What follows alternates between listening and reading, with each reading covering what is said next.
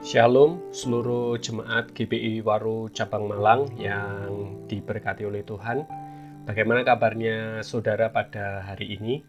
Saya bersyukur bisa kembali menyambut, mengajak, serta membawa saudara di dalam satu pelajaran kebenaran firman Tuhan pada hari ini.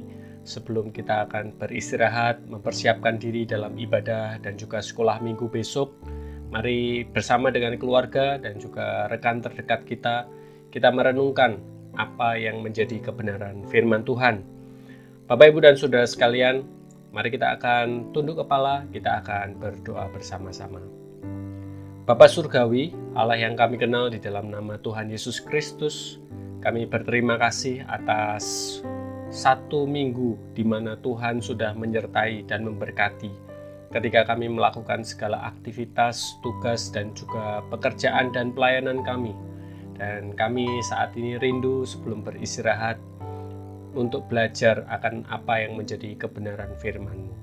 Pimpin dan berkati Tuhan, biarlah firman ini menguatkan kepada kehidupan kami. Kami berdoa bersyukur, di dalam nama Tuhan Yesus kami berdoa. Amin.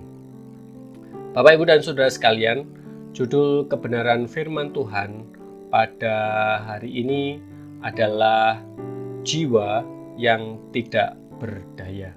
Dan nats firman Tuhan diambil dari kitab Yeremia pasal yang kedua ayat yang kelima. Yeremia pasal yang kedua ayat yang kelima, demikian bunyi firman Tuhan. Beginilah firman Tuhan, apakah kecurangan yang didapati nenek moyangmu padaku, sehingga mereka menjauh daripadaku, mengikuti dewa kesia-siaan, sampai mereka menjadi sia-sia?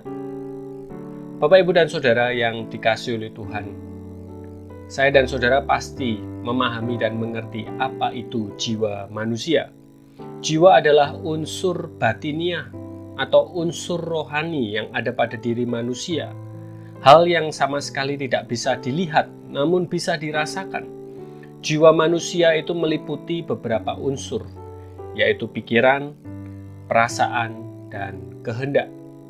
Dan jiwa itu berpengaruh kepada apa yang menjadi tindak tanduk perbuatan saya dan saudara sebagai seorang manusia.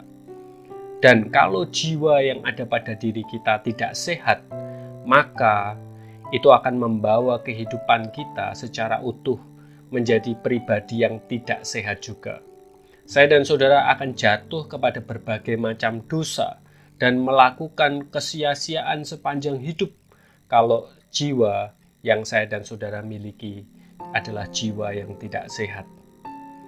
Di dalam Yeremia pasal yang kedua ayat yang kelima mengingatkan kepada saya dan saudara berkaitan tentang bahayanya mengikuti dewa kesia-siaan. Apa maksudnya mengikuti dewa kesia-siaan?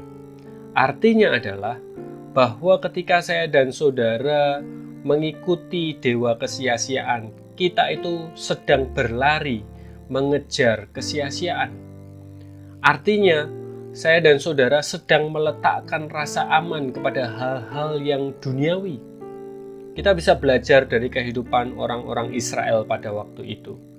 Ketika mereka sedang berada di dalam sebuah tekanan akan serangan dari bangsa-bangsa lain, mereka ini tidak mencari Tuhan. Mereka ini malah mencari pertolongan kepada Asyur, supaya bangsa yang tidak menyembah Tuhan ini dapat membebaskan mereka. Mereka tidak mencari pertolongan yang daripada Tuhan, melainkan mencari pertolongan kepada manusia yang sangat terbatas, dan bahkan mereka mencari pertolongan dari bangsa yang tidak mengenal akan Tuhan. Ketika saya dan saudara meletakkan rasa aman kepada hal-hal yang bersifat duniawi, maka kita juga akan mencari senantiasa hal-hal yang menyenangkan seluruh indera kita. Ketika saya dan saudara mencari hal-hal yang dapat menyenangkan apa yang menjadi pikiran, perasaan kita secara duniawi, maka itu akan menggerogoti iman kita. Hal-hal yang bersifat duniawi adalah hal-hal yang semu dan sia-sia serta sementara. dan marilah kita bisa berhati-hati dengan hal tersebut. Dalam pemahaman yang lain, mengikuti dewa kesia-siaan juga artinya adalah membelakangi Allah. Artinya, ketika kita sedang berlari mengejar rasa aman dari dunia, kita sebenarnya sedang menjauhi Allah. Ingatlah bahwa Allah adalah kudus dan dunia ini adalah penuh dengan dosa. Ketika kita mencari kenyamanan dari dunia, maka kita sedang mencari hal-hal yang penuh dengan dosa. Kita bisa belajar dari bangsa Israel.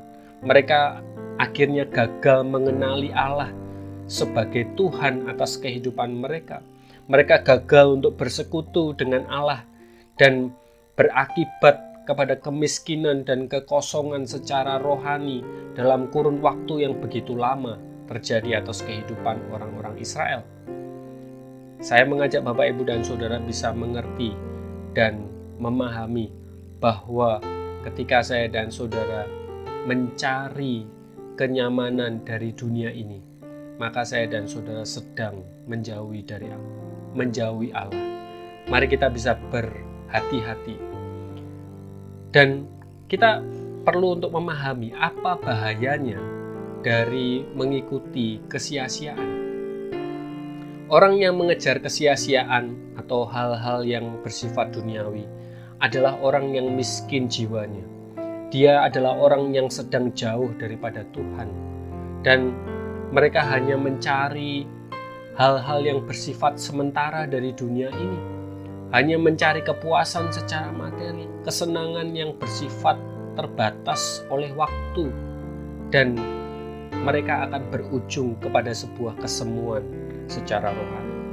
Orang yang mengejar kesia-siaan cenderung akan terus-menerus menukar kebenaran firman Tuhan dengan kesenangan dosa. Mereka akhirnya menjadi kecanduan untuk berbuat dosa, sehingga muncullah kanker rohani di dalam kehidupan mereka. Dan ketika orang itu sering berbuat dosa, mereka akan menjadi lupa dan menjauh daripada Tuhan. Bapak, Ibu, dan Saudara sekalian, mari kita bisa menerapkan sebuah langkah-langkah untuk meninggalkan kesia-siaan di dalam kehidupan kita. Yang pertama, mari kita menyadari betapa sia-sianya hidup kita kalau saya dan saudara itu terpisah dari Allah.